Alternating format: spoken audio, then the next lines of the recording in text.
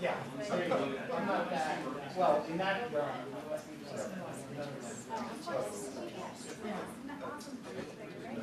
Yeah.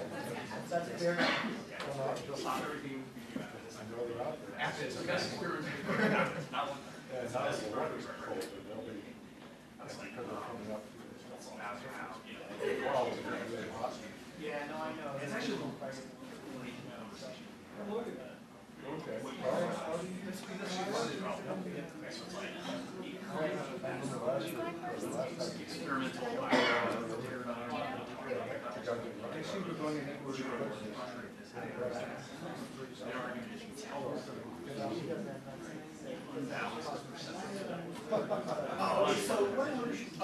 So things like equivalent to like 5 minutes. I think we're going to I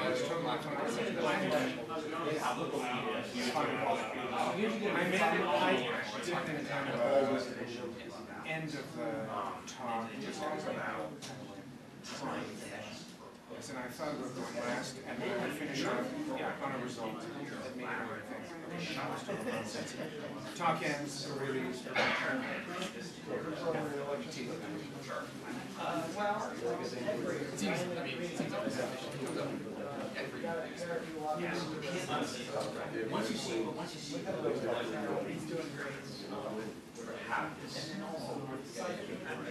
and so how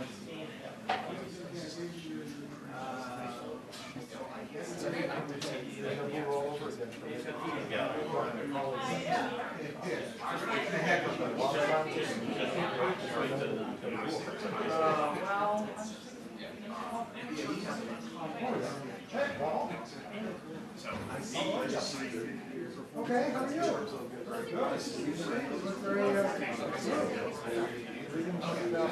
so like better position.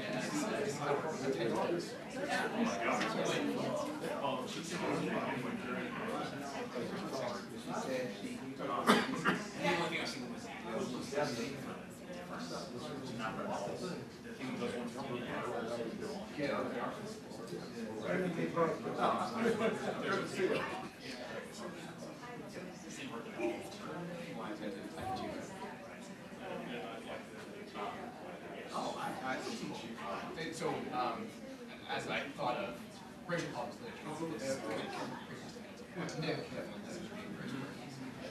that's what I wrote it. The easy thing about this is sort of a lot of text that presents this black face and this white face.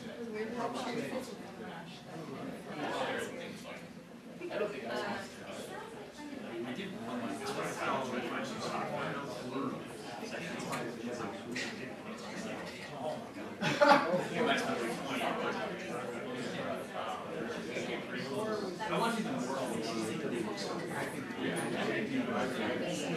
and it's actually, it's even deeper than that. I'm not going to so but it's, so like, suppose it's the case that if there is realized true value in technology given the stereotypes about blacks, like, is there indoctrinated there that like we actually feel the luxury move, like part of like people have a stereotype about equalizing the bias. Right.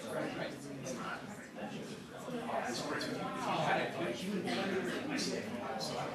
Right. And they read. Yes. Different. Yes.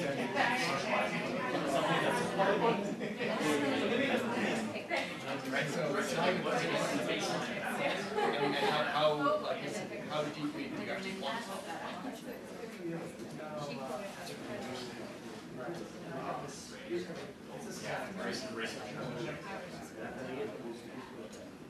Part of like, why is it part of like,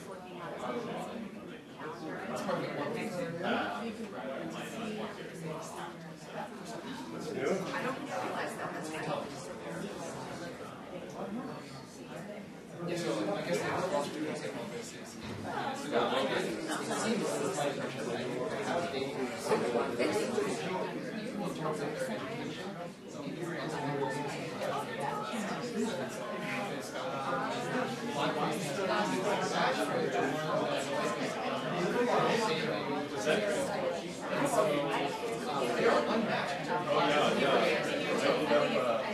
Yeah, was part of the red class. No, that's what you need. Right. You can match up.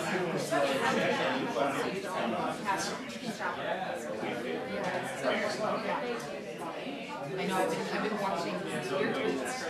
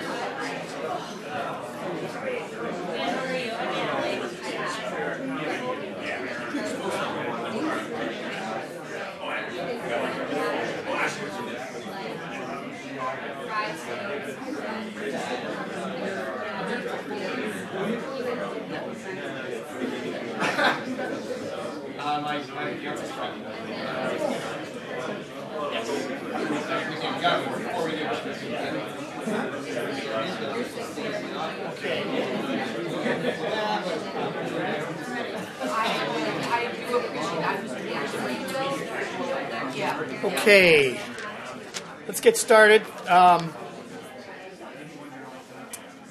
Thank you, everybody, for coming. My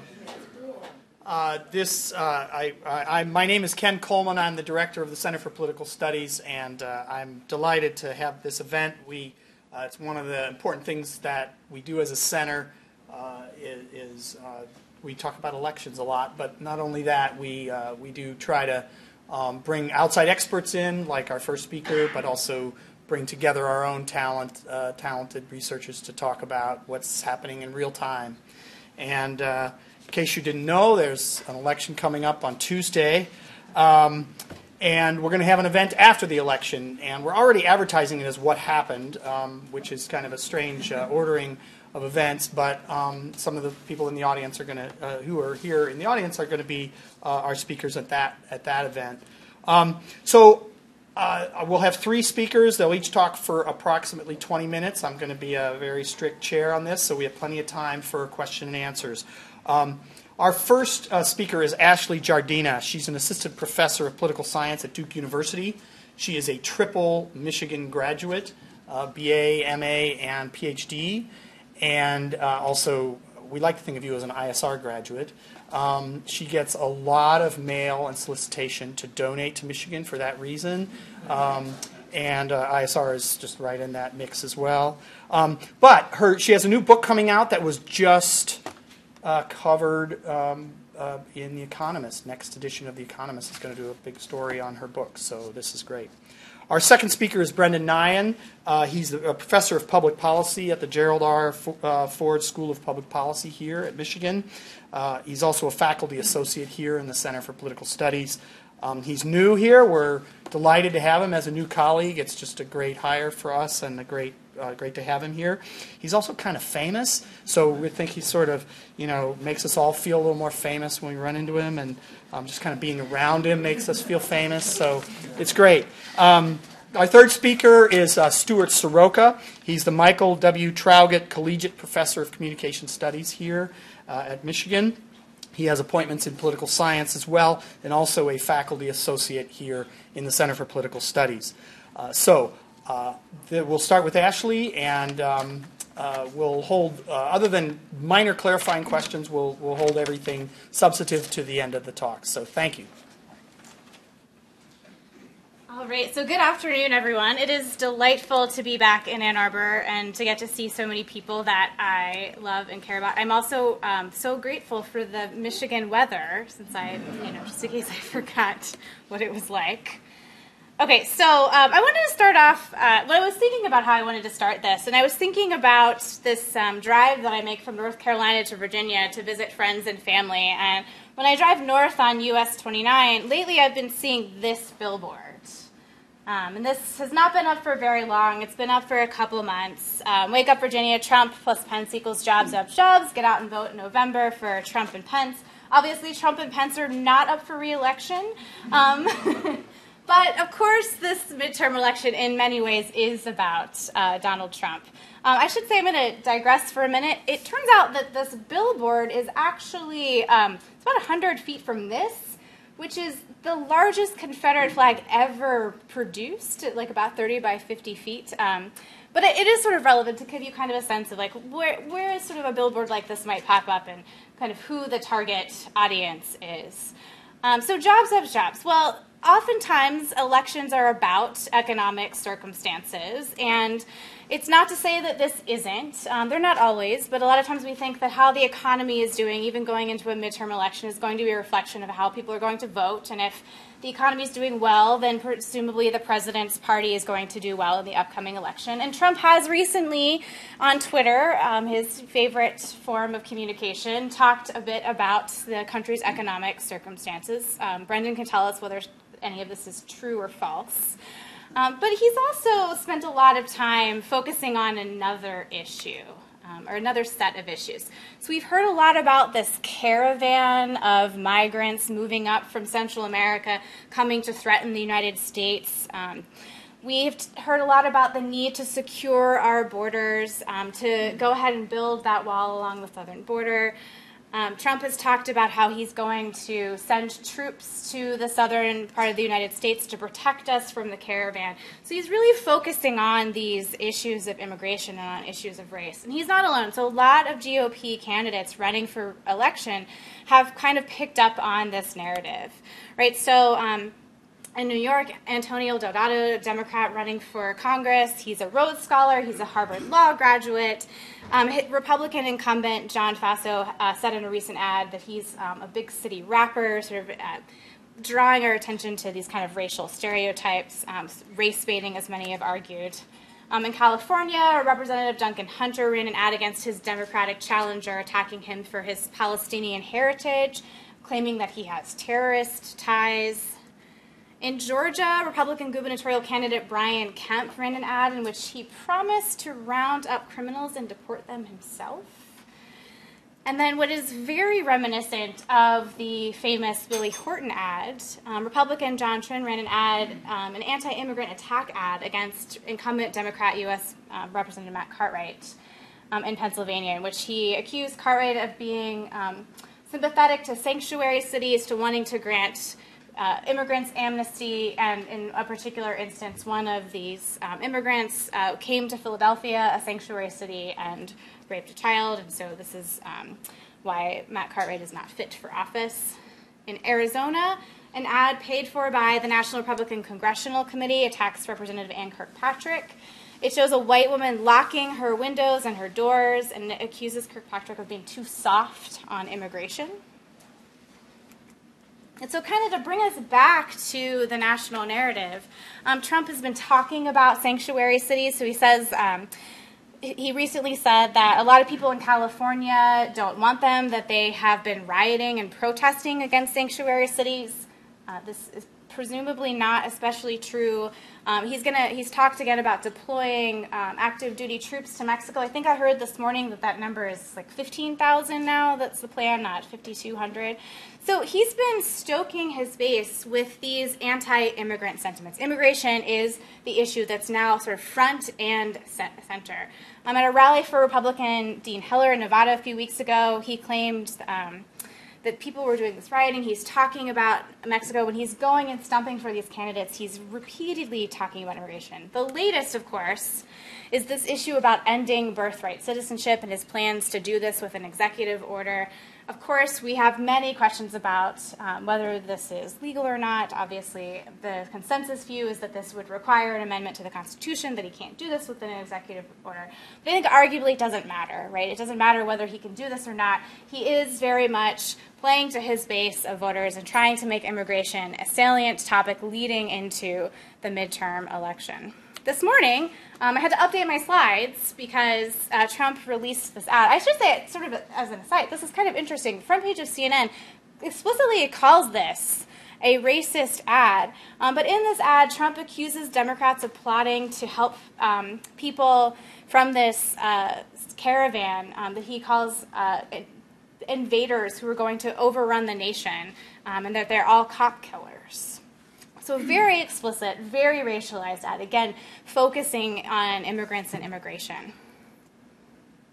And what's interesting is that in recent months, in 2018, immigration has topped, or has appeared near the top of one of the most important issues in the United States to registered voters. So, and it's fluctuated, it's waxed and waned a little bit. So you can see in July it was about 22% of people who said that it was the most important issue. So it was near the top, or at the top of July. Kind of dipped back down in August. I couldn't find any public opinion data from September or October, but there's a good chance that it kind of blipped back up. Immigration is not always one of the top or most pressing issues. So if you look at the trends over time, this is from January 2001 all the way through July 2018, you can see it bounces around a lot. So it's an issue that's pretty susceptible to media coverage, to political rhetoric, to politicians talking about it and focusing on it. But you can see that it's definitely peaked recently. And these values that I just showed you in the previous slide indicate that it's near the highest that it's been, even historically. So as an issue, immigration actually is, there are some pretty notable partisan divides when it comes to immigration. So first of all, Republicans are far more likely to indicate that immigration is a top problem than Democrats. Now, these data are from January. So in January, immigration was the top issue for Republicans. You can see it's much further down on the list here for Democrats. But if you look at even more recent data, this is from Pew from September and October. So 75% of registered Republicans think illegal immigration is the biggest problem in the country today, compared to 19% of Democrats.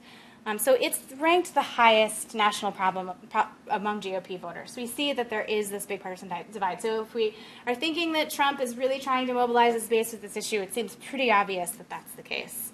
And I want to point out that these partisan differences extend across different types of immigration opinion. And I want to say, too, like, this is not, so we would expect there to be some partisan differences with respect to immigration attitudes, but these are far more marked and stark than they've been in the past. So if you look at just the differences that people have about building the border wall, so 76% of Republicans feel favorably toward this. 89% of Democrats don't want to build the border wall. They're opposed to it. These are from a poll conducted just a couple weeks ago in October.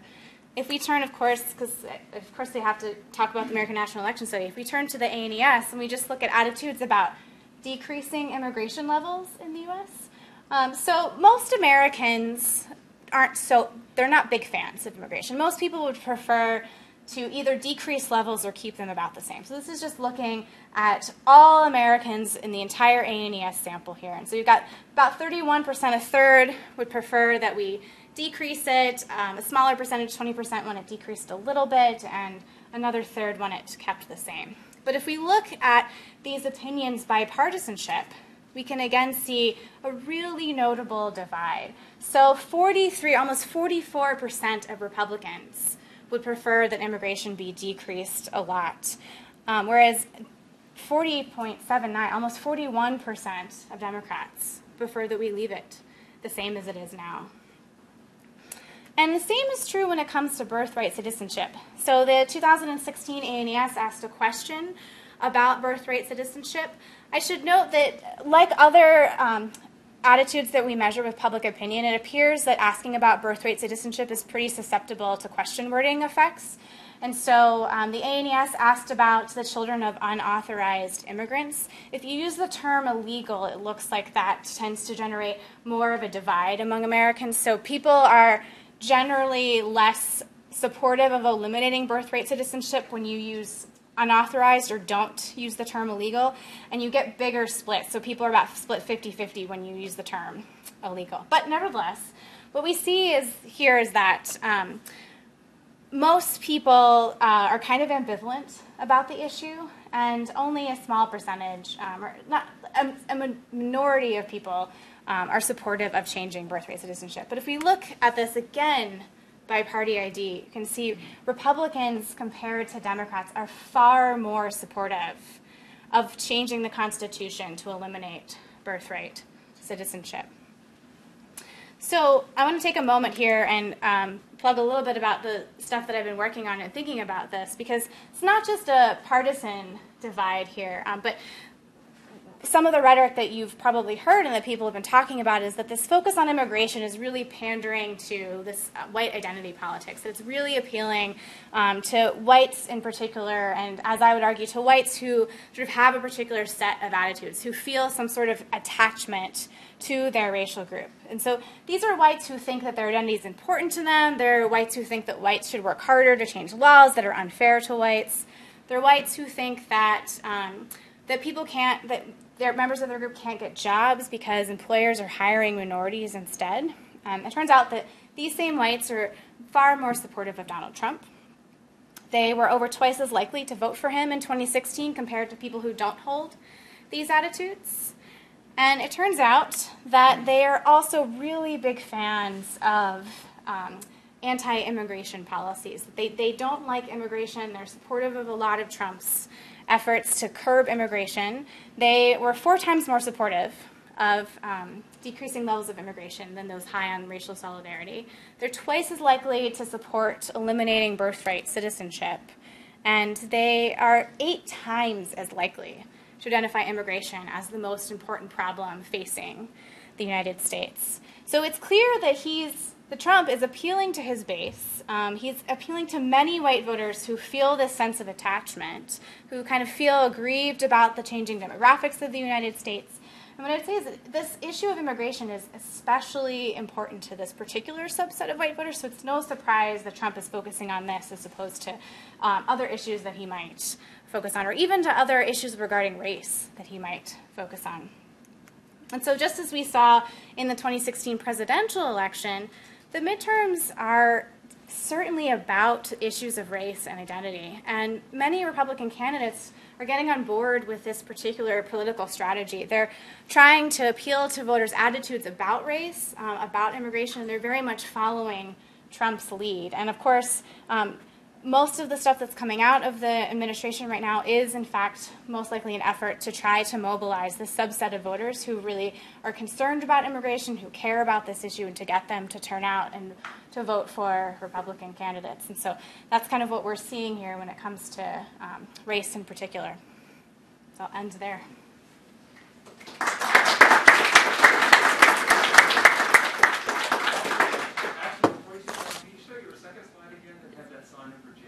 Yeah, sure. This one? That date November 8th. Is it? Yeah. So that's a voter suppression effort? I didn't even notice that. That is a really good point. Yeah, and that, so, 2016. no, this is presently up on the highway and went up a couple months ago. So. They're Yeah. reusing it from 2016? I'm certain of that. Yeah. Thanks, Walter. I didn't even realize that. All right. Great. Hi, everybody. It's great to be here. What I want to do today is kind of take a step back from some of the more specific horse race questions and take a big picture look at where we are as a democracy in this country, which I think really the most important set of questions we can be grappling with. I want to express a curmudgeonly view that forecasting is not especially valuable, with all due respect and love to my friends who enjoy forecasting. I like a good polling average as much as the next person, but we'll find out what happens next Tuesday no matter what. So I don't think it adds a lot of value for me to speculate about what will happen. I would recommend the prediction markets to you, or the various polling averages. You might even consider an ensemble of them if you really want to hedge your bets. And the thing I would just simply say in terms of the horse race is the number one mistake that people seem to make is being confused about the probabilities that are being expressed, right? And this is the thing that got a lot of people in 2016, right? And there's very nice research showing that when you read on 538, there's an 80% chance of Hillary Clinton winning.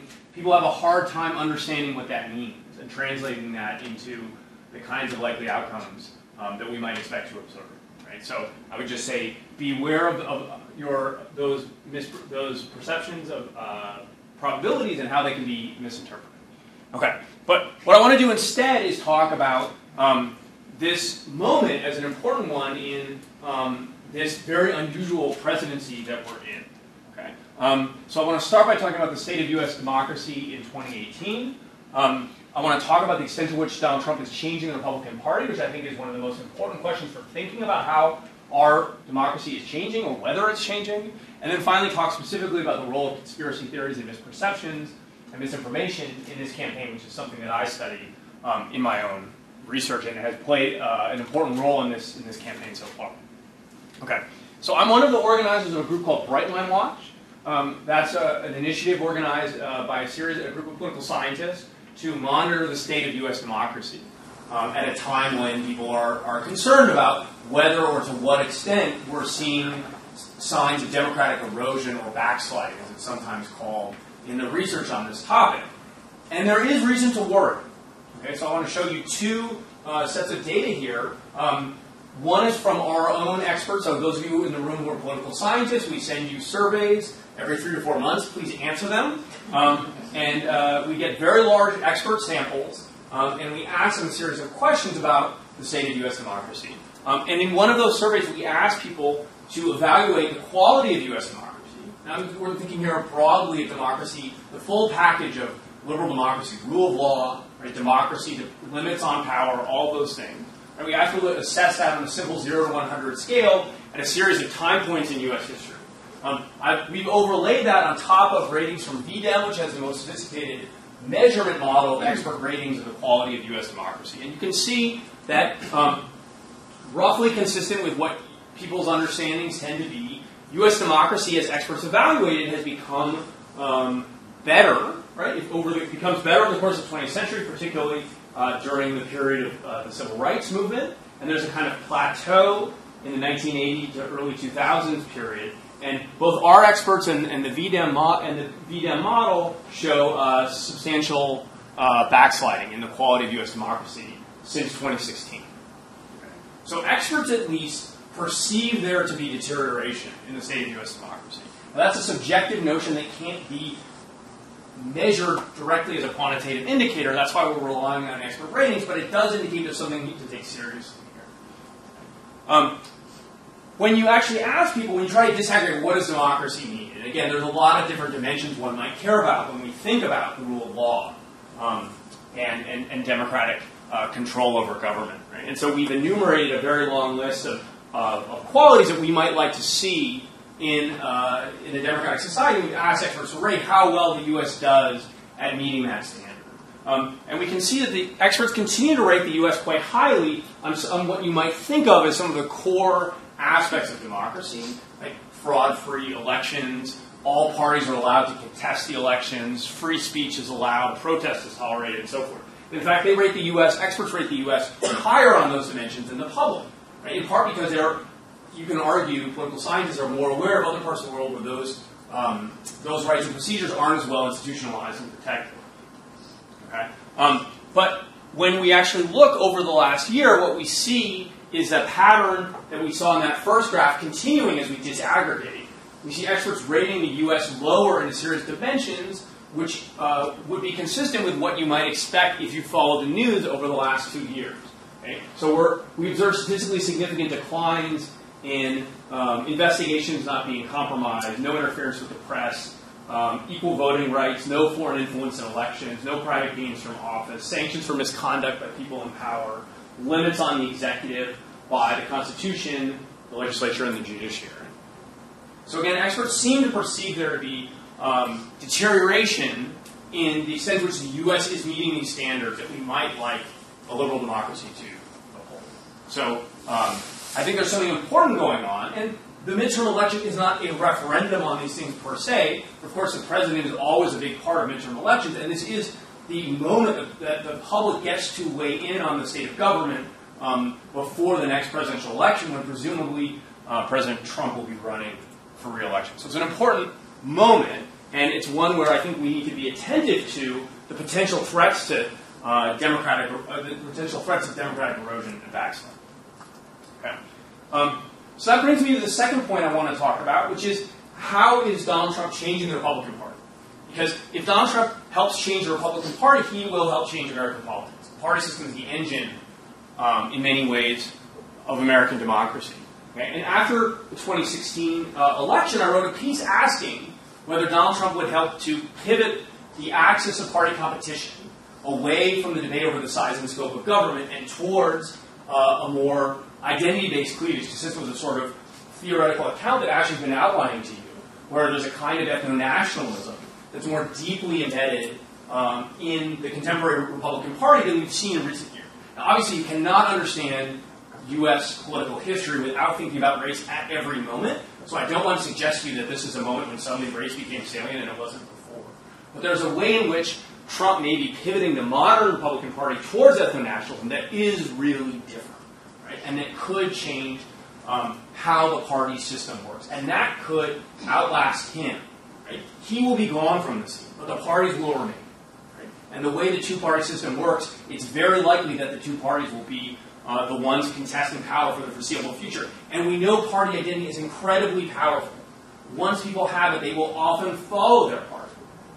And they'll often follow their party to an extent that might seem remarkable, given what they previously believed and what values they previously expressed. Okay. But I want to suggest that now is an important moment to reflect on the extent to which that warning has come true. So there's a good argument to be made that in terms of policy, with exceptions that I'll talk about, the Republican Party has changed Donald Trump more than Donald Trump has changed the Republican Party. The Republican Party got a conventional tax cut, they got a conventional effort at health care reform repeal, and they got conventional Republican judges. I think most of the experts in the room would agree that those are kinds of things that any of the Republican nominees would have done in some form. So, in many ways, the Republican Party has bottled up Donald Trump and made him a vehicle for their policy agenda. Right? So, in some ways, what we've seen in terms of policy on those issues and on judges is very normal. But I think we're starting to reach a moment when that potential pivot towards ethno-nationalism becomes more salient. And the question about whether Trump is changing the Republican Party becomes alive. The midterms are an important moment to see how and to what extent is Trump changing the Republican Party. There's a gubernatorial candidate, as Ashley told you, running in Georgia, who says he's going to round up illegal immigrants and deport them himself. And some of these potential changes in how the Republican Party makes appeals based on public policy are going from tweets to actual policies, or at least policy proposals. Right? So it was easy to say as of 3 months ago, well, this is all, what's unusual is basically the tweets. Right? So there's a whole, basically government is continuing to run as if a generic Republican is president, right? And then there's the tweets. Right? And we have kind of this weird schizophrenic political world happening, where there's a very conventional Republican administration on many dimensions, and then the tweets. Okay? But that line is starting to be breached. Right? The family separation policy was unusual. Right? The proposal for birthright citizenship represents a move of that idea from the fringes of the Republican Party to its very core. And so that has the potential to drive change in how the party system works and the axis on which the parties compete. Right? And it's important to underscore that works on both sides. Right? As the Republican Party continues to, if they continue to double down on these sorts of appeals, we expect countervailing pressures on Democrats to also emphasize identity issues, to also take positions that are more reflective of the composition of their coalition. Right? And so there's a kind of a push-pull dynamic that I think is quite important here. Okay? And that may also, these changes from the kind of conventional Republican administration now potentially extend to foreign policy, national security, and border policy. Right? So there's been an argument, again, to this point, that the Republican Party and the Republican Congress have largely throttled the unusual aspects of President Trump. General Mattis is running a kind of conventional Republican Department of Defense and basically running his own foreign policy. Right? But now active duty troops are being sent to the border in what is clearly a political stunt. Right? There's and Trump's own advisors have been quoted calling this a kind of play for the midterms. And Mattis is on board with it. Right? So this is, again, a potential breach in that firewall where the Department of Defense now and U.S. soldiers with guns are being deployed in a way that is not conventional, is not normal, is not something we would have necessarily seen under President Jeb Bush. So turning to the midterm specifically then, what I think has been interesting to observe is the extent to which there's a kind of one-sided debate happening over these changes, where basically the national Republican strategy has been to double down on these identity issues, right? Birthright citizenship, asylum, caravan, troops to the border, etc. Right? And the Democrats have tried to disengage from that debate and just talk about health care. Right? And so there's this kind of schizophrenic debate going on where the Democrats are primarily talking about health care, and Republicans are, at least at the national level, talking about these sorts of identity issues. Okay? It's a little bit hard to see on these projectors, but data from the Wesleyan Media Project suggests the ads that are being aired by Democrats especially, but even to a significant extent among Republicans, are often about health care. So the majority of the Democrats' ads are about health care. A substantial minority of the Republican ads are about health care as well. Okay? So the debate that's happening in the states and the districts is still largely about these issues, but that's overlaid with this national debate where these identity issues have become so central. Okay, this is the sort of thing that people are seeing. You're seeing on your TV if you can stand to turn it on these days, right? So the Democrats are running these sorts of ads saying, Republicans are going to take away protections for people with pre-existing conditions. Republicans are running response ads saying, no, I won't. I love people with pre-existing conditions, right? And there's a kind of debate going on over this issue. We can have a conversation about the accuracy of these ads and the response ads and so forth. I would characterize this as fairly normal social policy debate. It's the other stuff that I worry about. Okay, so I'm going to conclude by talking a little bit about the caravan and the role of misinformation in the election, right? Because that's the thing where these identity appeals are being merged with a kind of fear-mongering that is remarkably explicit. There are people today talking about the video that Ashley referred to as more explicit than Willie Horton of 1988. There are people in this room who are experts on how racial appeals in U.S. politics changed to become more coded and subtle. After that ad, because the norm against that kind of racial fear-mongering had become had been perceived to be so strong, right? And now we move to a completely different level where there's blatant racial appeals that are being and appeals to ethnic fear that are being merged with misinformation that is just remarkable, right? So this is talking about the parallel universe of fake invasion news, right? Where this caravan that will arrive at U.S. borders somewhere between December and March, with some subset of the people who are currently participating in it still there, and it's something like half or more women and children, is being perceived, being portrayed as this massive national security threat, right? Prompting even Shep Smith at Fox News to say, there's no invasion, no one's coming to get you. Right? But that's not what a lot of people are hearing and seeing, at least as they follow the political news closely. Okay? And what's most specifically worrisome is the kinds of conspiracy theories that have arisen around that caravan. So it's not just saying the caravan is coming and it's dangerous and so forth, right? But there's been a conspiracy theory that we've all unfortunately become familiar with about George Soros somehow being behind the caravan. So this is a member of Congress saying, there's footage from Honduras giving cash to join the caravan to storm the U.S. border at election time. Soros, ? Time to investigate the source. The video is actually from a different, he mischaracterizes the source of the video. Donald Trump then posts the video as well. Okay. There's a whole series of junk and fake news style websites that are pushing these sorts of myths about Soros, often in terms that have sort of anti-Semitic dog whistles or even more explicit sort of terms, right? He's become a kind of bogeyman. Harnessing now, we have an appeal to ethnic fear, harnessed to anti-Semitism. But that's not just a fringe kind of content either.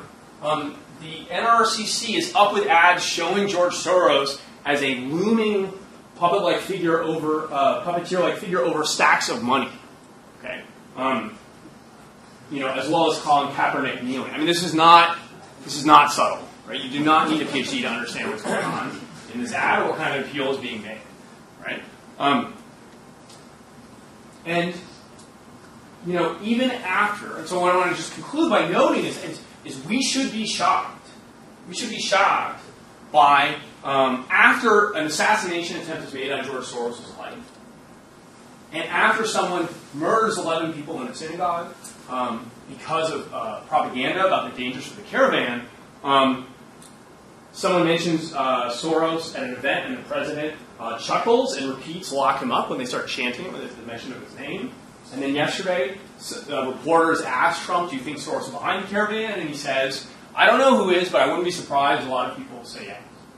Okay. So there's something remarkable, unusual, and not normal about what's happening. And I think it's worth taking on seriously. Thanks.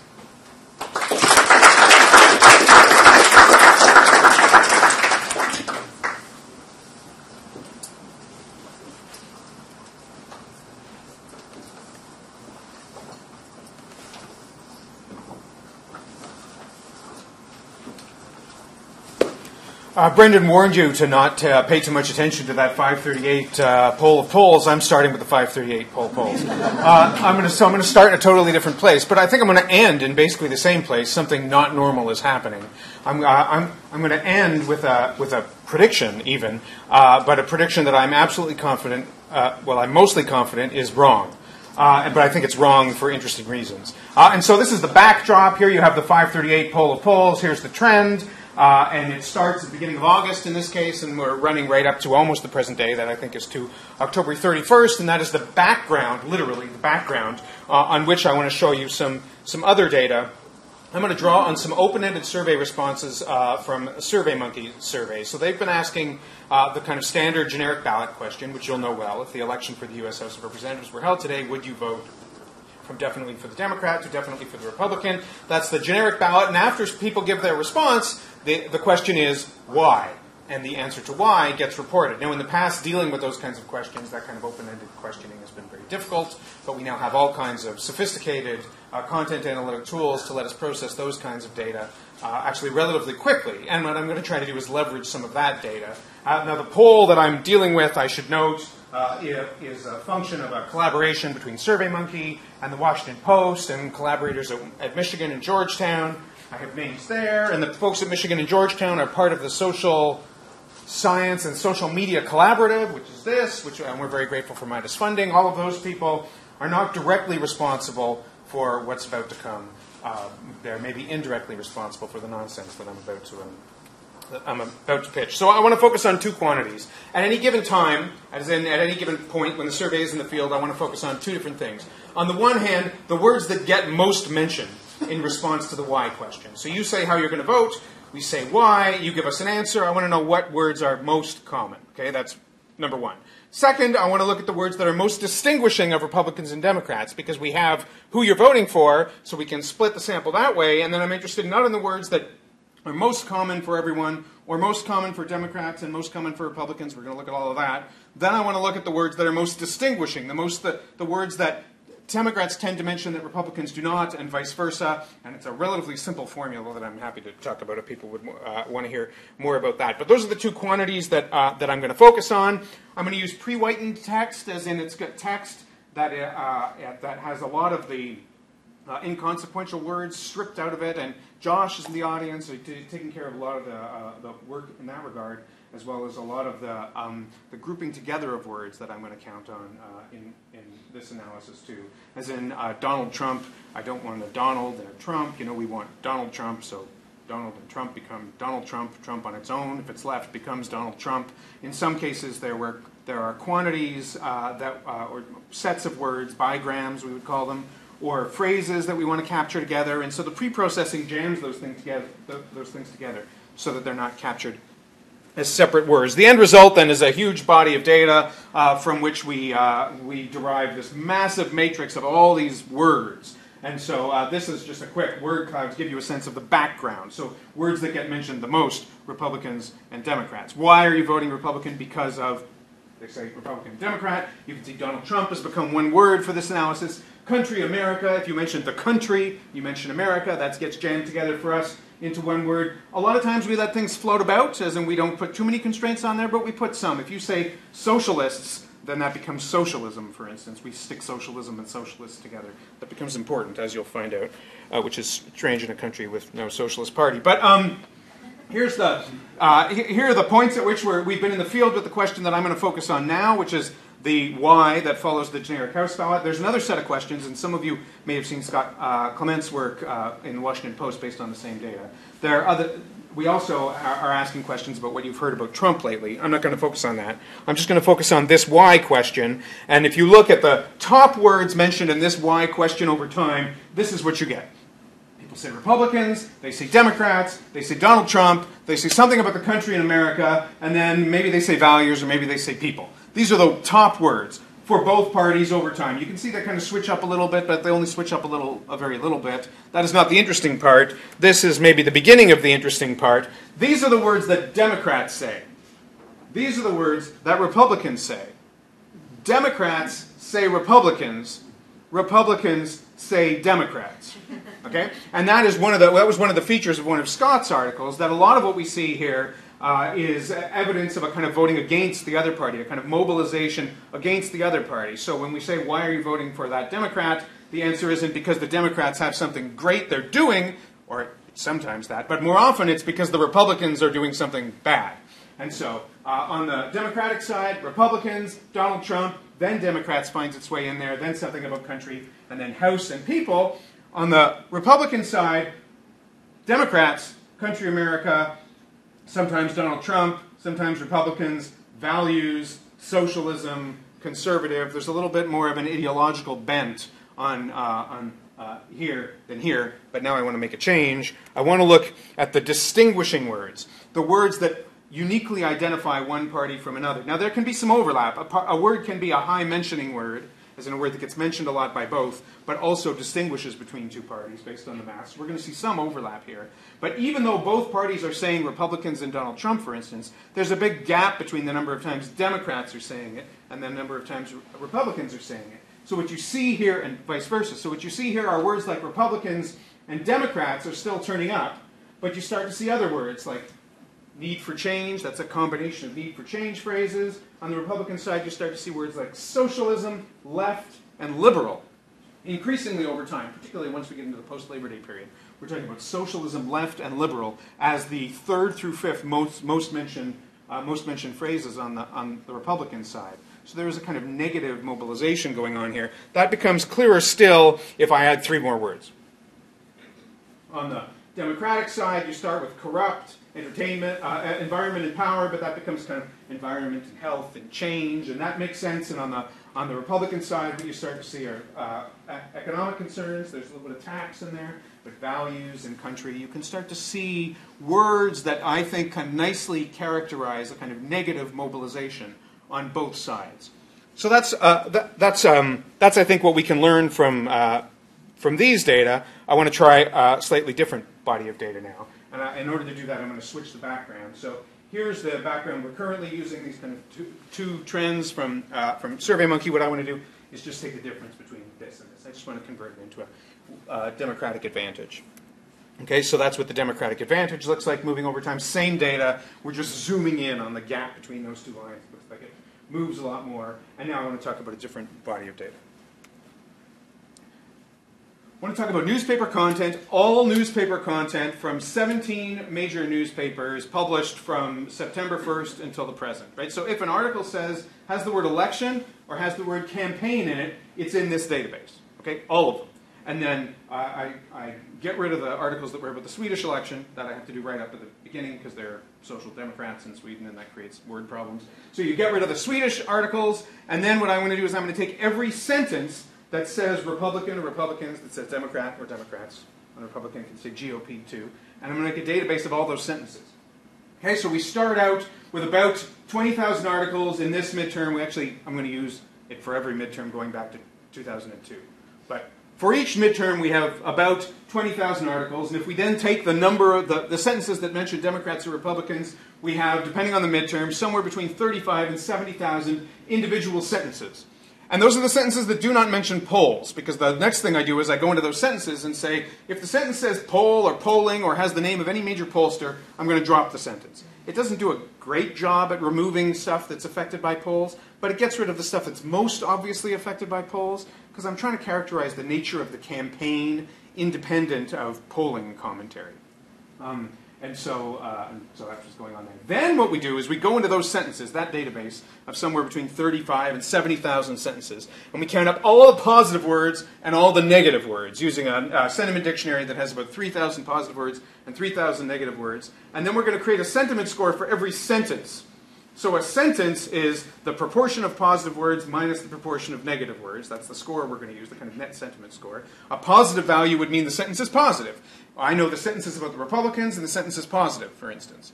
Or the sentence is about the Republicans and the sentence is negative. If it's a negative score, then we're going to have a negative value there.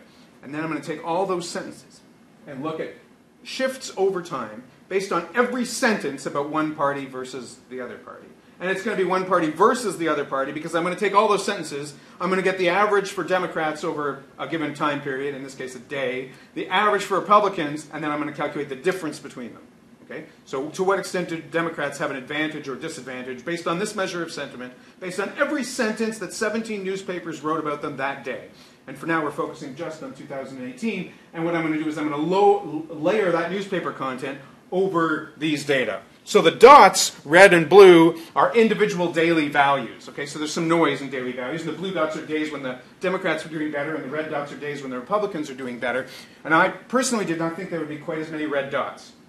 But there are a fair number of red dots. I'm going to come back to that later. And then what you have is the average. And this actually is a rolling 5-day average. And that kind of makes sense with the way in which we think that media matters, as in you probably don't change your opinion every day just based on that news, or the news doesn't just reflect opinion. It's more likely reflecting than affecting. The news probably doesn't just reflect opinion that day. It probably reflects opinion over a period of time. So there's your smooth daily average. And what I see there is noise, but also, and some interesting punctuations, but also a pretty strong relationship between the Democratic advantage and the Democratic advantage as it is reflected in news content, in the sentiment score. Now, I'm not arguing here that news is affecting attitudes. I'm arguing that news moves alongside attitudes, that sentiment and news coverage moves alongside attitudes. It's doing some combination of affecting what people think, but probably mostly reflecting what people think. This is not a causal story. Think of it as a test of validity. I want you to believe in my in this sentiment measure, and I want you to believe it because I'm going to show you a preposterous prediction.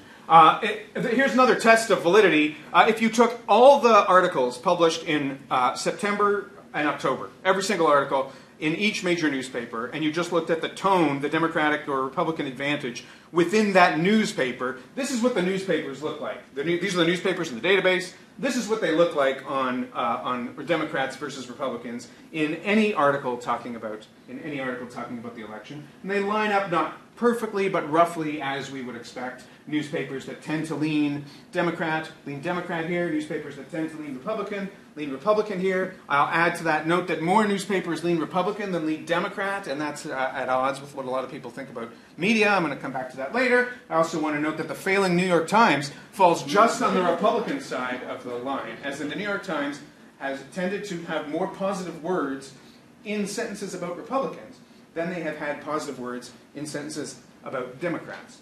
I find that interesting. And the reason I find that interesting is because I want to talk about this. Now let's take that same database, but we'll take it for all these past elections, just midterms only, back to 2002. I don't know how this compares with non-midterm. It's a different species of thing, I think, so I've just stuck with midterms. So we have the same database each time. That scraping produces roughly the same number of articles. There's variation in the number of sentences about parties. I'm not really sure how to deal with that, but we have a lot of sentences in any given year. So what I'm going to do is I'm going to take September and October data, all the September and October data from all the newspapers, and create a point estimate on Newsstone. And over here, you did better on the Democrats got better coverage, and over here, the Republicans got better coverage. And then I'm going to take the change in the vote swing in the congressional election results for Republicans and Democrats in those elections, and I'm going to plot these elections. Now, that's only 4 data points, but the correlation is 0.9. That's really, really impressive to me. That there's a very strong correlation between the tone of coverage and the electoral outcome. Now, I'm not saying that media reflects the outcome, or affects the outcome. I'm saying media reflects something that's going on. But that means that maybe we could look at media now, because now it's not October, and this is just September, October media. But if we took September, October media now, and we put that on the chart, where would it be? Well, you've already seen there's more red than there is blue. There were more red dots than I expected than there were blue dots. It would be here, like around a 4-point loss for the Democrats going into this election. Now, I don't actually think that's what's going to happen. By the way, if that happens, then I totally thought that was going to happen. But I don't actually really think that's what's going to happen. I think that something, as Brendan noted, something weird is going on here. The nature of media coverage, I think, has changed. Now, it's not that the scoring of sentiment has fallen apart, because when we look at daily averages, we can see that over time, there's still a relationship between what's going on in media and what's going on in vote preferences. I think that's that the baseline has shifted, that the nature of covering the Trump administration has changed or has affected the way in which media report content. Or maybe it's the effectiveness of the Trump administration in getting its message out, in saying things about Democrats that then, preposterous as they may be, get repeated and repeated and repeated. Maybe it's about that. But it seems to me that, while we don't end up there is something, at least based on the last 20 years of nearly media coverage, there is something fundamentally different about the media coverage of this election than of previous elections. And at a minimum, maybe I'll finish with this, no matter what happens next week, there isn't much evidence here that if the Republicans do badly, it was the media. It does not seem to be the media at all. Okay.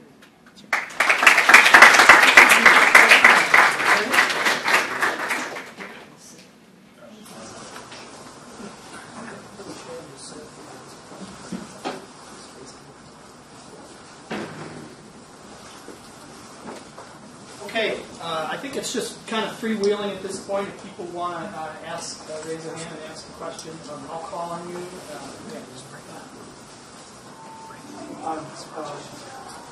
That was very interesting and disheartening, so thank you. I wanted to ask a question that none of you actually directly addressed, which speaks to economic conditions. But the standard model, both for midterm elections and presidential elections, and support for the chief executive, including the president of the United States, depends heavily on fluctuations in economic conditions.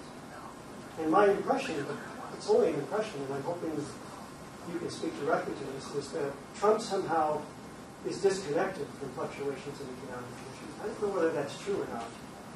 But if it's true, then it's maybe in line with something Stuart was saying towards the end about the way in which media coverage of the Trump administration has changed in response to this traveling melodramatic circus. So, it's an important point. I thought about mentioning it, Don, and I'm glad you brought it up.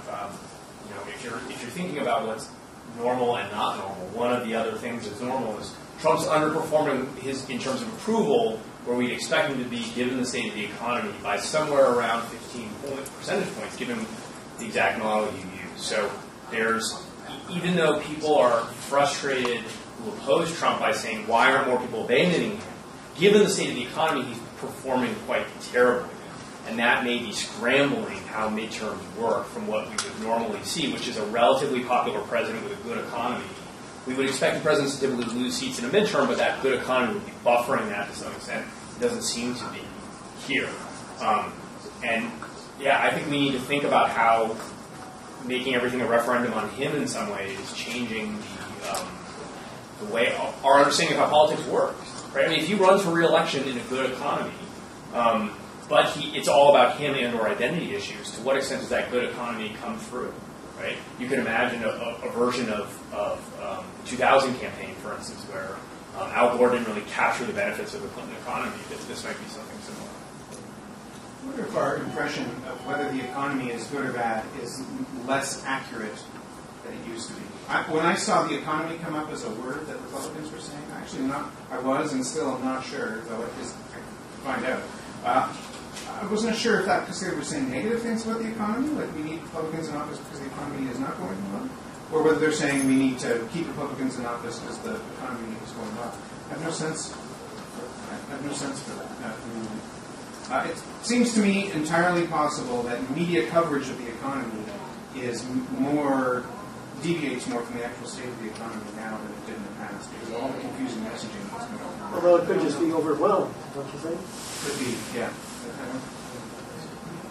Yeah, I think that I haven't been keeping track of the relationship between how the economy is doing and how Trump says the economy is doing. I mean, that's the other thing, right? We're in this environment where Trump is just saying things that are false constantly, every single day. So, and he has been talking about the economy. So I guess sort of to what extent are people getting their information from what Trump is saying, or the media reiterating what Trump is saying, and then using that as a gauge for economic circumstances? It's something that we should think about.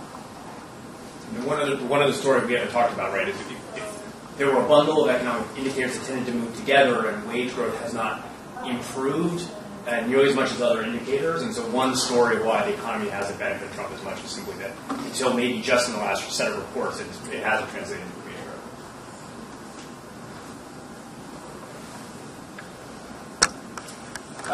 So I had a question too, thinking about Stuart's puzzling prediction, right? And more the puzzling fighting about the media and the balance on the tone.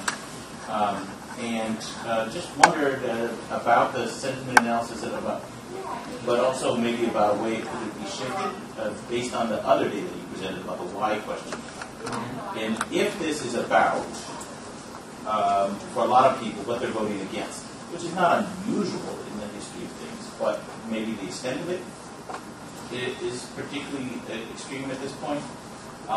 Could it be that what a lot of those sentences are about in the media is different than what they would have been about, at least in degree, in the past? That is, we might think if we had a sentence that had the word Democrats in it, that had negative sentiment. We could have in our mind things about lots of people are upset with the Democrats or Democrats are feeling really gloomy about their chances this year, or there's Democrats are mired in scandal, right? But it could be Democrats are really concerned about the lousy state of this country and all the bad things that are happening under Donald Trump. And then there's a lot of negativity there, but it's not about the fortunes of the Democrats. The Democrats are the source of the negativity, complaining, and whereas Republicans are touting the many achievements of the Trump, are pointing to their economic successes and so forth. And if there's been a shift on that, or for some reason that was not the case as much in the past, if that could be a source of, I don't know because I haven't worked with the big data sentiment kind of analyses, whether you think that's plausible or. No, it's possible. I should take a crack at that. The difficulty is that if that were true, what's called like the regular sentiment that I'm used to capturing would. So it's possible that there is on the one hand the regular sentiment that I'm used to capturing, and that's varying over time in meaningful ways, and then there is a kind of basically static level of that other stuff that's pulling everything down. The puzzling part for me is that the over time daily trend matches in the way in which we've seen it match in lots of previous elections. And so that suggests that sentiment is kind of what it normally is. On the other hand, there was this completely bizarre result when I pulled them together and compared their elections. But you're right, if there was like a baseline level of people are really aggravated about the Democrats, for instance, I could pull things down. But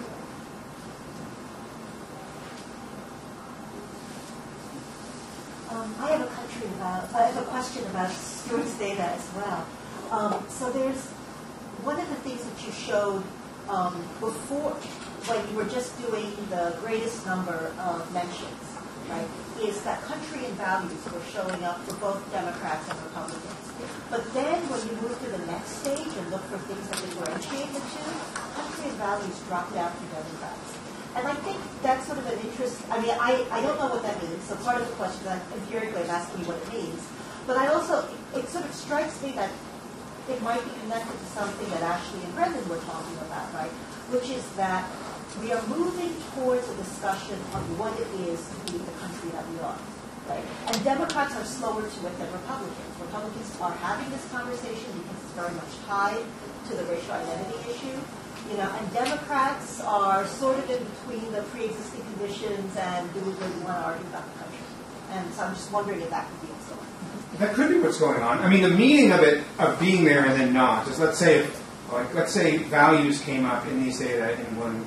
Let's say values came up 300 times for Republicans and 150 times for Democrats. That's a high number of mentions for those words, so they would show up as top words in both cases. But when we move to the distinguishing. When we move to look at distinguishing words, it disappears for Democrats because even though Democrats say it 150 times, Republicans have said it twice as much. So it's in there a lot in the first place, but in there a lot more for Republicans. I don't really. I think that it's possible that that Republicans have moved more quickly to thinking about values. But another possibility is that. There is a kind of language of discussion of values for Republicans that doesn't exist for Democrats, as in a narrowly defined language. So, I mean, this could be about one party thinks about that thing, that's values more. The other version of it could be, actually, when Democrats talk about values, they say so many different words that it doesn't come up as in this kind of thin analysis. Whereas when Republicans talk about values, they say conservative and socialism a lot. So that ends up showing up. I can't tell the difference between that. I don't think that makes it not meaningful. I think it's actually meaningful that there might be a language for this on one part of the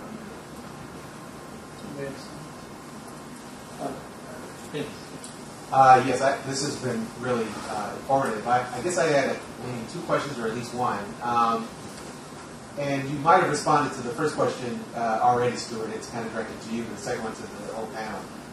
It's about, I think I noticed that Republicans are much more likely to talk about liberals and then to shade into socialism, but the Democrats don't talk a lot about conservatism.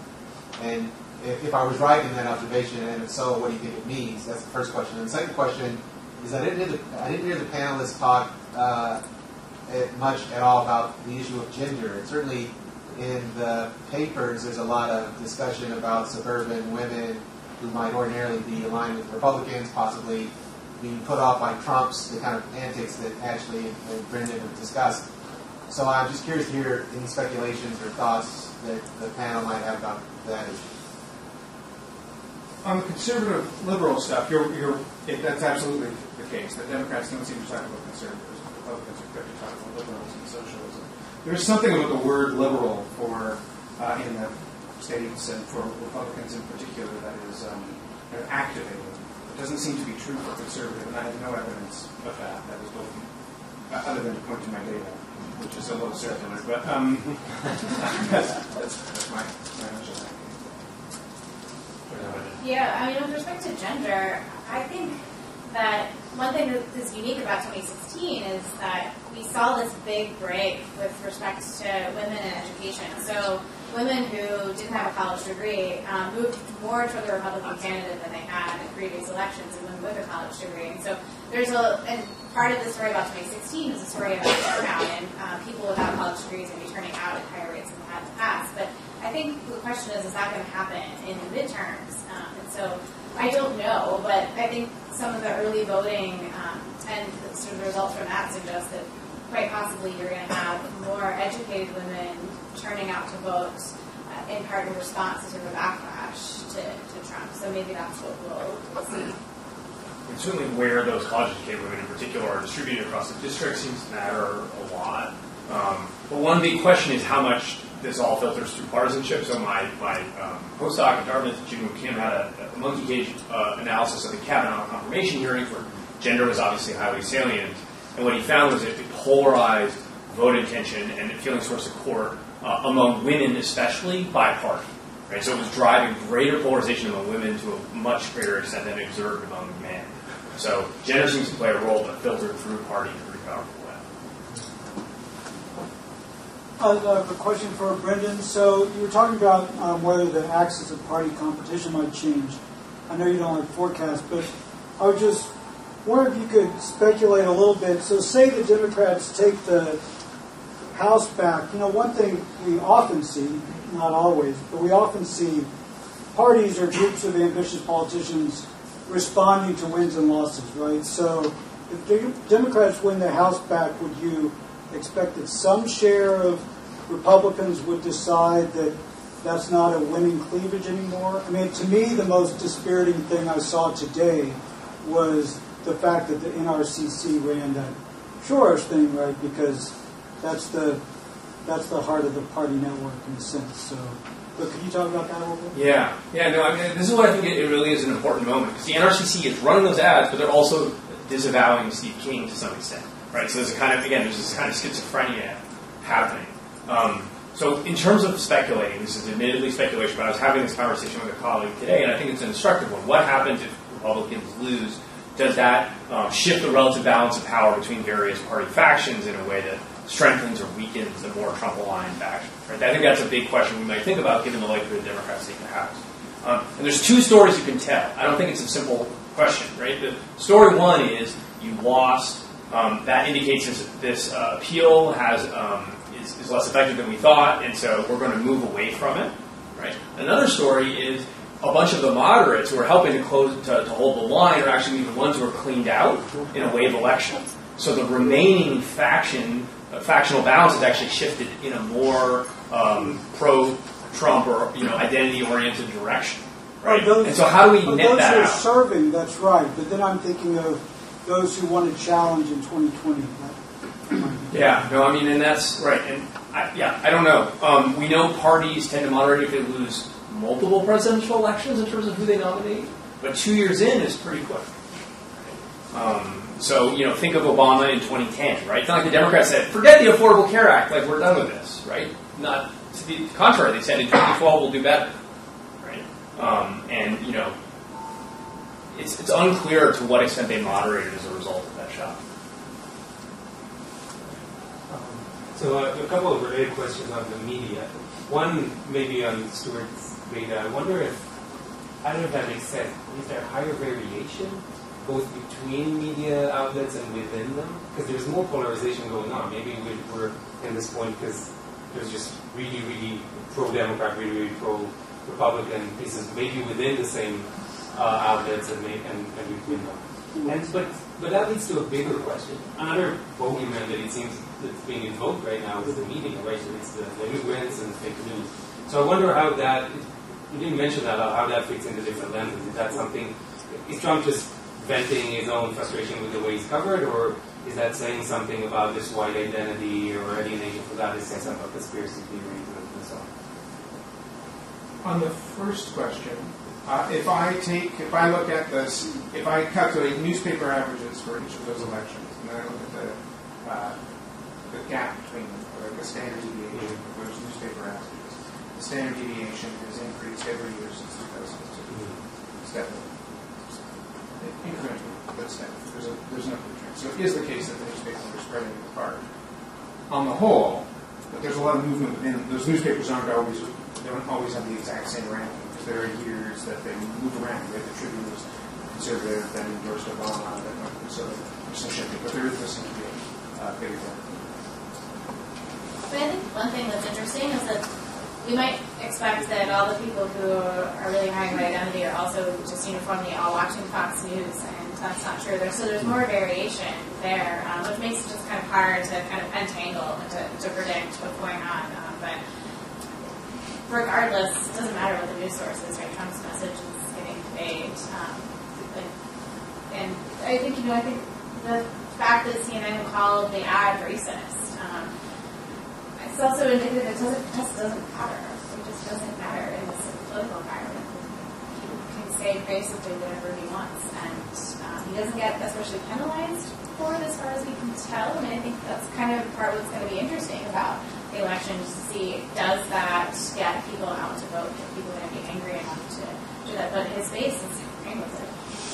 I mean, let me just pick up on that point. I think one thing that's important about right now is what media people are consuming, and we might contextualize that a little bit more. Like in my research and other behavioral, when people have behavioral measures, what information people are being exposed to, it's often surprising how few people are in really significant echo chambers. So the idea that everyone is out there just mainlining Trump tweets and Fox News is not true, right? But the kinds of folks who do are differentially politically active and differentially likely to turn out in a low turnout midterm, right, or to participate in other ways, to volunteer and give money and so forth, right? And that's how these things can both simultaneously be true that Ashley alluded to, right? That immigration can be a high priority for Republican voters and something that it's smart for Trump to campaign on, even as the public actually has become more pro-immigration under his administration, right?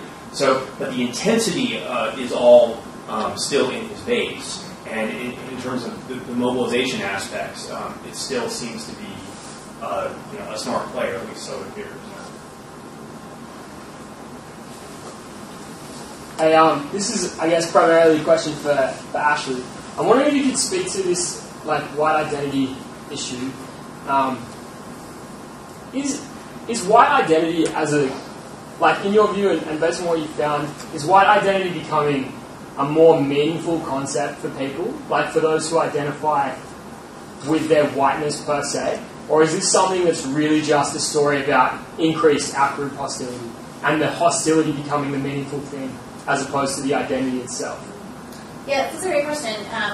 Levels of white identity haven't really been changing, but what's clear is that people are increasingly using it as a filter to think about the political world. And of course, that's especially true in 2016, moving into the present, when we're just talking about it all the time. But it's pretty distinct from out-group attitudes. It's not to say that people who are high in white identity, some of them also are racially prejudiced, but there's a lot of people who are low on racial prejudice and high in white identity, and a lot of people who are high on racial prejudice and low on white identity. So they're not the same thing. It very much is just an attitude about people who are worried about their group and its status. And so it has different consequences. It has a different underlying psychological set of processes. Can I just add, to piggyback on that question, Ashley? And one thing that's really been striking to me about the Steve King condemnation is that he said so many things that are so disgusting over the years. But what people are seeming to sort of what seems to have broken to have led to the condemnation is the fact that he's endorsing white nationalists in other places, in other countries. And that just seems really weird to right? And it weird to me because in some way, I mean, it's the other moment, which may be completely strange, but the other moment that I really felt like I saw this is, you know, Donald Trump, he can say all sorts of things about the election. When does both the conservative and the liberal media start to attack him? It's when he stands with Putin and says, you know, nice things about the Russians, right? So I'm wondering, is there some dimension of this where it's easier, it's easy to see, the sentiment when it's not in the U.S., or there's something about being in the U.S. where we feel like all of these attitudes and beliefs are acceptable as long as they're about people here, but once they're about people somewhere else, then maybe they're not? That's a good question. I don't really know if it's about the U.S. versus not. I mean, I think one thing that's true is that people are not super tolerant of the association with white supremacists. I think that's partly where the line is. It's okay to be racist. It's not okay to be a white supremacist. But I joke, but I think that has more to do with the fact that people don't know that what is racist and what not is ambiguous, except if you're like actually marching with tiki torches and a bona fide member of the KKK, like, people know that is racism, and that's not okay. So I think maybe that in part explains the sort of the Steve King backlash and that kind of thing. But that's a really interesting observation about Putin in particular. So I'm curious what you all think, because I'm not sure. Yeah, so it was right. So these moments when there's something that no one's willing to defend, I guess is what's striking, right? So the media routines are to set up both sides, right, and then kind of replicate this. Well, there's a debate about how appropriate this is, sort of framework, right? But those were two cases where there was no second side being represented in that debate, and we know from political communication research that that's super powerful. But it's striking how rare it is, right? And just like the calling the ad racist, right, is unusual, right? It doesn't say racial, some say racially charged or whatever, right? So where those lines are drawn is probably important. At the same time, I think people have this idea that the media can just do that stuff and it's all powerful, and clearly it's not. I don't think it's a media leading story at all. I think the distinguishing feature, let's say, the events you're talking about, is that there are other political leaders who then say something critical of Trump. I think journalists, towards the end of the 2016 election, media were mostly following, not leading, and the public was going in one direction, even as media were going in another. I have this weird result now that suggests that media are kind of being let. My guess is that media are kind of feeding into what the Trump administration is feeding them. I think the things you're talking about aren't about media becoming critical. Media are just reporting, and leaders or other players become critical, and that gets reported. But it would be reported on whether they were critical or not. Well, what's important about that is, in these cases, is that the leaders that are being reported are of the president's own party. Yeah. And that's what happened with Vietnam. That there was serious dissent and in the cascading influences in the public when Democrats stood up in the Senate and said that Johnson was wrong. And that was reported by me. I'm supporting your position. Right. These special moments are decisions made by elites more than ordinary people or people in the media. Well, I think there's a genuine puzzle here, because there are people who express certain kinds of dissent in certain contexts, even folks who are retiring, but they don't express it to the same extent as one might have expected given other statements and actions they've taken. And I don't totally understand why. Right? In some cases, it's because what's on the legislative agenda they're in favor of. In some cases, it's because they are thinking about their post-office career as a lobbyist and in the party network in a broad sense. But there seems to be some kind of an undersupply of same party criticism, and given the way journalistic routines work, that's an important shortfall. Rather than just focusing on just this election period, to do some comparative look at say the Nixon era, but not around the Nixon impeachment thing, but to deal with the political problems we had in the country in the period, particularly of 48, 68, there was a lot of conflicts in the country then, right? And the question didn't come up about, does this fundamentally threaten the democracy? And I think it's, at least I don't recall it. I mean, it may have come up a lot, but it was basically in terms of how do we resolve this conflict, but not necessarily with respect to a challenge to democracy. But now the challenge to democracy comes up. And so why the difference? I mean, there's a lot. Great. There's a lot you can say about this period. I don't think there's a single answer to that, but definitely, I guess what I would say, I'd recommend the How Democracies Die book to you as discussing this kind of leadership selection element, that basically there's an elite screening process that has kept people with authoritarian tendencies largely out of the highest levels of power, right? That has failed, that they argue has failed in this instance. Now, we can have an argument about whether Richard Nixon also was a failure of that screening process, but he was a more conventional politician who came up through conventional political channels, right? That's one of many things you can say about that.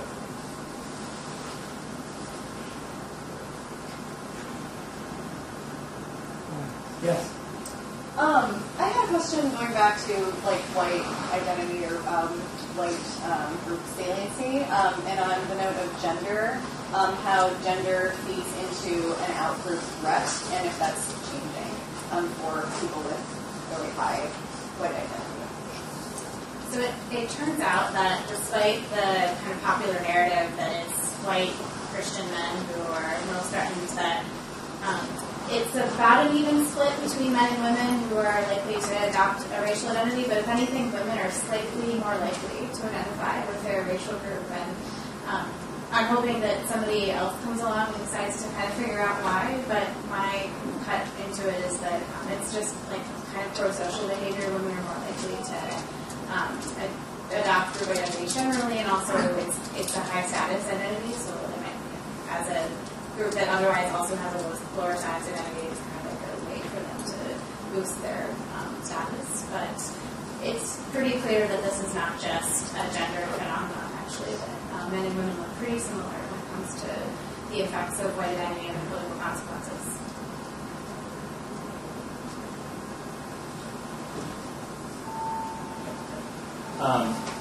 One thing I was thinking during the beginning or the earlier parts of Brendan's talk was about other examples. I'm very much interested in your question about whether the Republican Party is changing Trump or Trump's changing the party, and I think that's a really good thing to think about. And the evidence has been kind of mixed, but there's certainly evidence on the side that he's changing things in the party, at least at the mass level. And part of that goes, I mean, it's interesting, it connects with that discussion about whether other countries are involved or foreign. Because I agree with the responses the panel gave about the Steve King issue. I think it's a question about the extremity, the obviousness of the white supremacy and racism that's as it's expressed. So certain people are just good old boys in favor of their heritage, but then they're Nazis, and so you don't like that. But then Russia and Putin are interesting because another thing, and I think there's some data on this on some of these issues, but you could have given additional examples or things we could look at about shifting attitudes on trade, just over the last 4 years in the Republican Party or the partisan split, but then around this cluster of national law enforcement, intelligence, and foreign relations issues, which you did gesture towards, that like attitudes towards the FBI, the CIA, NATO, Russia. These are things where Republicans would have had very positive, and negative views, I think 10 years ago, 5 years ago, but where there's been some movement, at least I think we have data on a few of those points that others have, not on it, but others have examined. And so it seems like, certainly at the mass level, you could pile on even more evidence of Trump shifting things. Now, you could, on the story about whether at the elite level and what's been accomplished, the Republican Party is disciplining Trump, reining him in, you could add to what he's failed to do that he said he would like infrastructure that was true. So we got tax cuts with no infrastructure. That's completely consistent with the traditional Republican point of view. Is the kind of conservative Republicans found in Congress. Yeah, those are good points. One thing that's interesting is the trade issue has really gotten tied up in this issue around diversity and identity and globalization. So Trump's been able to kind of capture it in that respect. But what's also interesting you could add to this list is that Trump began his campaign with these kind of unconventional positions on Social Security and Medicare, and he hasn't really kind of toed that line. In fact, he's kind of backed off of it, so he could have picked that as another issue to try to move, and in some ways he's moved closer to the traditional Republican Party platform. He was perceived as quite a moderate candidate in part because of that. So I was struck. I went to a rally in New Hampshire and he was struck by someone asked about welfare. Just show you how far we've come. Someone asked him about welfare, and instead of giving a kind of classic racially coded appeal on welfare, he said, "I will protect Social Security, Medicare, and Medicaid to an all-white audience." Right. So it was quite an unusual way to answer a question about welfare, and now Larry Kudlow is talking about cutting entitlements in the next 2 years. But I think the last point that Ted's emphasizing is really important, depending on how lasting these changes are, right? Which is an open question. Some of this stuff may ebb if it's not getting the same push from the leads. But there's a story where there's been a bottling up for 2 years, but the staff who were instrumental to that will leave. The legislators, who are some of the kind of choke points, are starting to shift out of the party, right, as they have opportunities to or face tough re-elections and primaries, right? And so the party may be captured by that element of the base to a greater extent than people realize, right? They thought they had kind of struck this devil's bargain that may turn out a lot worse than they thought. Last question, anybody?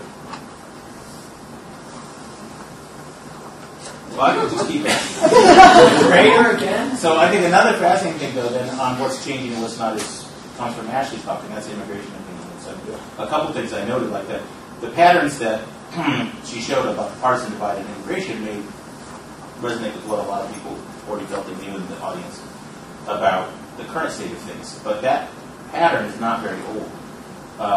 It was, I think there's evidence it was emerging before Trump came along. But just as recently as the Bush administration, the second Bush administration, at the beginning of that, there was no partisan divide on the AMES immigration question, no meaningful divide among the mass public on that. And so that's relatively recent.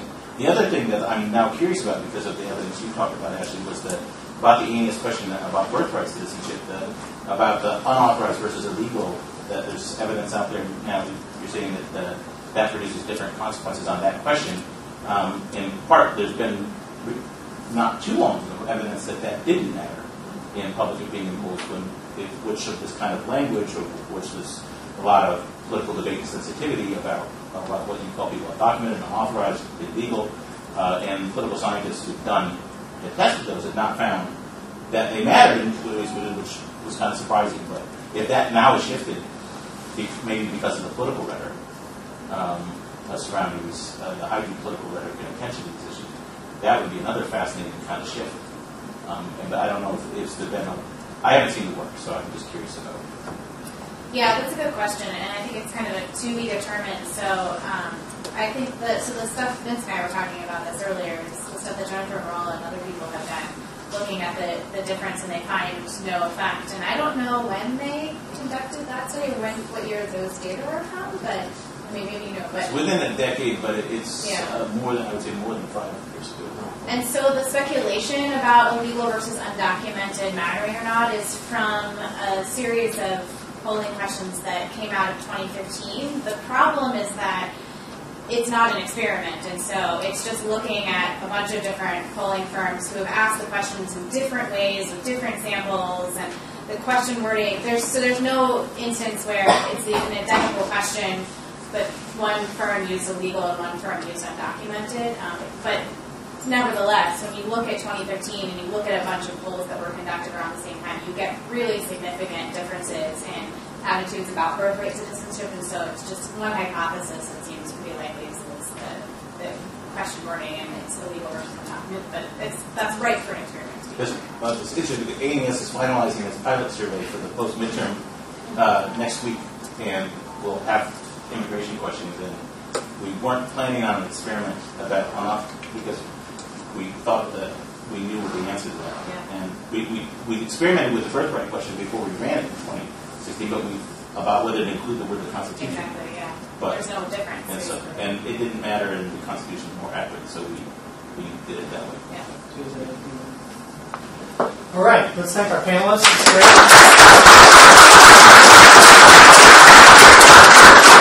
So the last three presidents had come into office with unified government, and then 2 years later lost it. We'll see if that